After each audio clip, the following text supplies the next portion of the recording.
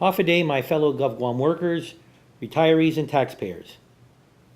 Over the past 2.5 years, we've sacrificed a lot together so that we could get our government to a good place. Together, we paid tax refunds and made our people whole. Together, we eliminated the deficit and got line agency vendors paid faster. We finally got to a place where we could pay increments and merit bonuses for the first time ever. Now, before we came to office, merit bonuses were a figment of politicians' imaginations. They were empty promises that we made a reality. Just like the tax refunds. We'll be paying something else That's never been paid. Promised compensation. We are able to do these things because we've been honest about finances and careful with spending. It's because we are prudent and not political. Now, if we become political about these things, then we'll be right back to where we were. We'll have a deficit, and there won't be money for the promises. There won't be money for the pay raises, or the COLA, or the merit bonuses, or tax refunds. It's easy for the legislative majority to promise the farm away on a piece of paper called a budget. But it's much harder to actually manage all those promises, especially when there are more promises than there is money to pay for them. We are practicing restraint because we are not out of the woods.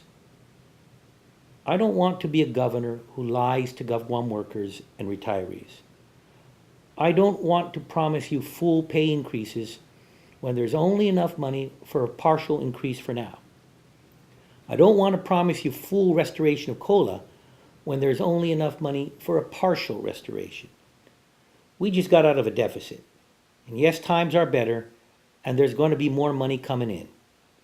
What we proposed is to increase pay and COLA based on what realistically will come in.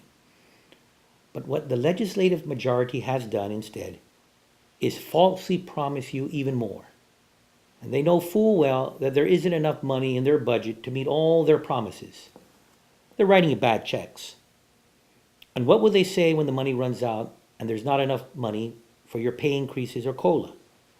Will they apologize to you? Will they give you their own money so that you can feed your children, pay your rent, and make car payments? The budget process is not a game. It deals with your lives. And there's a lot of hot air and empty promises coming out of the legislature right now. And some of the senators are throwing promises around like Santa Claus at a parade. And I'm appealing to you, each and every GovGuam worker and retiree, to remember that it was our fiscal policies that finally got tax refunds, merit bonuses, increments, and so much more done. These payments were made because we were realistic and honest. Despite year after year of empty promises and hot air from the legislative leadership, we have the record to back up what we say, and they have a record of deficits that robbed you of your pay. And this is what we can afford, and what I am proposing in a new budget: phased in implementation of the hay raises, an increase to COLA to $1,500 annually, more than enough in the provision for tax refunds, and enough funding for the operational needs of the public safety and health agencies. Our plan is fiscally responsible and sustainable, and it doesn't leave out the mayors and their staff and other unclassified employees who the legislature left out.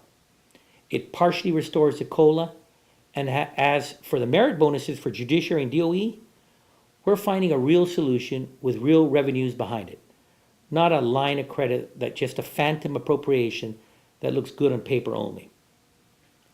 I want you to know that you can count on us to do what we say and to make good on our promises.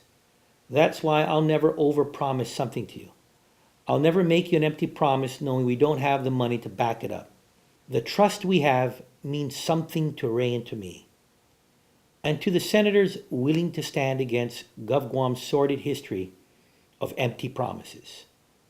So far, those senators include Tony Ada, Alinia Mashita, Chris Duenas, Mike Limtiaco, Brant McCready, and Tommy Morrison. Responsible public servants. I invite other senators to join in making this right for our employees, retirees, and the taxpayers of Guam. Thank you, and God bless you all.